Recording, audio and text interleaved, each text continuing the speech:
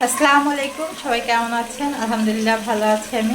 এখন আমি রান্না করছি, আর আজকে কি রান্না করছি আপনাদের সাথে শেয়ার করছি। পরিমাণ গরু মাংস রান্না করব, তার জন্য মশলা নিয়ে নিচ্ছি। আদা, পেঁয়াজ, রসুন, গরম মশলা, আর আদা, পেঁয়াজ, রসুন, গরম মশলা, লবণ একসাথে আমি সবটা দিয়ে দিলাম। 1 চামচ পরিমাণ মরিচের গুঁড়ো, এখানে ধনিয়া আর জিরা 1 চামচ পরিমাণ, এটা টেবিল চামচ। 1/2 চামচ পরিমাণ হলুদের গুঁড়ো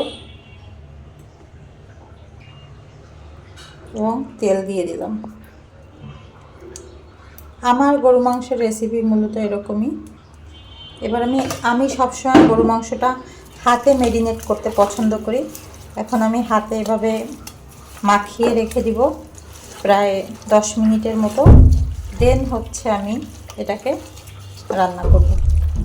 গরু মাংস ভুনা করছি, আর গরু মাংসটা আমার কাছে অনেক বেশি পছন্দের, কিন্তু এখন ডায়েট করার জন্য গরু মাংস খাচ্ছি না। আর পাশাপাশি আমি ডাল রান্না করছি, টমেটো দিয়ে ডাল হবে, ডালটা মাত্র চড়িয়ে দিলাম। আর এই যে রান্না বান্না শেষ করে চলে আসলাম একটু আড়ঙে। টুকটাক কিছু কেনাকাটা ছিল, কেনাকাটাগুলো করব।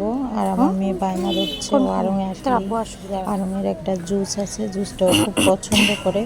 দেন তারপরে আমরা একটু রেস্টুরেন্টে গেলাম একটু মোমো খাওয়ার জন্য, আর বাসায় সবার জন্য পেটিস নিয়ে আসলাম। এই পেটিসটা খেতে বেশ মজা, তো এখানে বাবুর জন্য নিয়ে আসা হয়েছে।